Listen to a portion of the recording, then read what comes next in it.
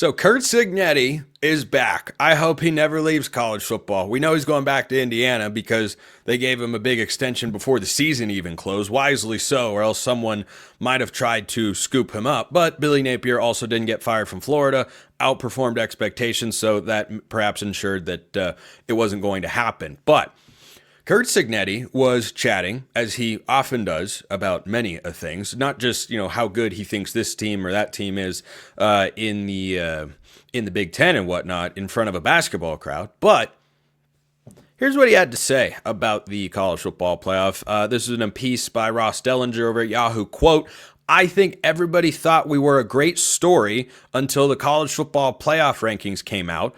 And then everybody's self-interest took over, and then it became political." End quote. Sign me up, all the way up to the clouds for this sort of honesty from coaches, because of course it did. He didn't tiptoe around it. He didn't say, well, people make comments, people do this. He's saying, no, we were a great story, and then people wanted to use us as a punchline. And this comes in the context, by the way, of Indiana's 2 losses coming at the hands of the 2 teams that are about to play for the national championship. Curt Cignetti has got every right to go out there, as any coach does. Any coach has the right to go out there and defend his team. It's just with certain folks, Lane Kiffin, you can take it a bridge too far. Cignetti is absolutely in the right to say, yeah, it feels like it got really political. Yeah, it did. Because Indiana became the punching bag, the low-hanging fruit. You know why? Because they were first. Remember how the first round of the playoff went? Indiana played on a Friday, and then everyone else played on Saturday. It was 1 game on Friday in South Bend, and then 3 games on Saturday. When you have a standalone component like that to a playoff structure, you remember it more. You see this a lot in the NFL. Bunch of games are played each week. They all count for the same number of wins. But which ones get discussed more on talk shows the next day? Sunday Night Football. Which is the most watched? Sunday Night Football, Monday Night Football, or Thursday Night Football. Because they have their own window for people to pay attention to. There's nothing else to distract. You can't have the equivalent of a political Friday news dump where you say, oh, this isn't a great story for us, so let's throw it out on a Friday and hope it gets lost in the shuffle during the weekend. No, it stood on its own. So Indiana took all sorts of blowback, all sorts of pushback. Kirk Herbstreit was not naming them on ESPN after Tennessee was blown out by Ohio State, by the way, but he was saying, well, I hope the committee doesn't just look at wins. I hope the committee that. So let me get this straight. Indiana rolls through, only plays a close game with Michigan. That was the only single-digit game that they had that was a win all year. And Michigan, by the way, ended up being an 8-win football team, especially in the second half of the season. They were a much improved unit from what they were over the first half. Indiana won that game, by the way. Then they go to Columbus, and they lose to Ohio State by fewer points than Tennessee did out of the almighty SEC. And then they go to Notre Dame, and they lose by 10 points, and they have the smallest margin of defeat of any first-round playoff team. But they were taking all of that flack. So yes, I am fully with Curt Cignetti here, that he has every single right to go out there and say, yeah, you guys were kind of taking us and making us political, but look who we lost to.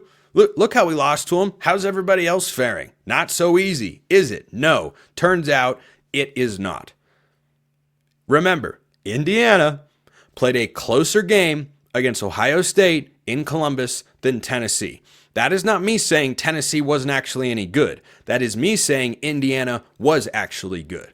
Because if Indiana had a maize and blue helmet throughout the course of this year, the discussion wouldn't have been nearly as heated, contested, controversial, or anything of the sort.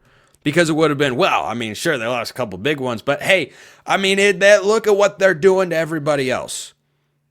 I know this because just a year ago, Michigan was playing a rather weak strength of schedule, beating teams by almost the exact same margin of victory as Indiana. And if they had lost to Ohio State, there would have been discussions about whether they could get in the playoff, as Ohio State once did. They lost to Michigan the year before. They were 11-1. They had a couple better wins. But do you think that's what anybody was thinking about at the time? No. This is where the brand bias comes into play. Now, I have a couple thoughts on that particular term. Number one, brand bias absolutely exists in college football.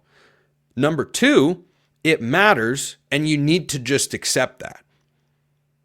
Because how did team X, Y, or Z, whether it's Alabama, Ohio State, Michigan, Notre Dame, how did they get benefit of the doubt with brand bias? How did they get to the point where they are not questioned, they are not doubted nearly as much as in Indiana, for example, is when they have a strong record but not as great of competition? Go look at Notre Dame's schedule this year. Who's Notre Dame's best win? I know who their loss is, to Northern Illinois. Continues to make less and less sense. Can you imagine? Can you imagine if Indiana had lost to Northern Illinois and been 11-1 otherwise with a strength of schedule? Can you imagine? Boy, a lot of people would have been very upset. But Notre Dame's best win is probably Louisville. All right, that's a solid win. I'm not sitting here and telling you it stinks. Louisville's a pretty good team. That was their best win. They blew out Army and Navy. Army might have been their best win. They blew out Army. That's the American Conference champion. So this whole discussion about the brand bias, yeah, it still matters. We still have a subjective element of the sport, even in the 12-team college football playoff. We're always going to have a subjective element. It's one of the things that, while it drives me insane sometimes, makes me love college football, because you don't have this in the NFL. You have an ability to be on more equal footing when it comes to record, but not all records are created equal in college football. I fully understand and support that. On the other side of the coin, this team or that team getting discounted because, well, they're not that is something that should be pushed back against. But when you're a fan of a particular team, or when you're engaging in these sorts of discussions, understand that brand bias didn't get there by accident. It wasn't random. It wasn't just, oh, I'm going to choose my favorite teams. No, those teams have just been winning for a long time. So as people were familiar with this brand, or we like to go with what we know, with what we're familiar with. And that's what happens in college football. Indiana doesn't have the same brand power as Notre Dame or Michigan or Ohio State or Oregon or anybody else. And that's why there was so much fervent pushback. But the playoff has definitively proven that Indiana should have been in the college football playoff without question. And if we see another Indiana, I'm going to come back and have the same exact take. I want the teams to maximize the importance of the regular season that are the most deserving to get into the playoff, not who we believe are best, but they just had a couple bad games here or there. I thought the committee got it right this year. I think the committee usually gets it right for what I would like to see happen, given the parameters of the college football playoff postseason structure. I hope they continue to get it right. And I hope that Indiana's brand isn't tainted by what happened in South Bend, because, well, that was actually one of the closer playoff games that we have seen this year. So yeah, I'm in Curt Cignetti's camp today.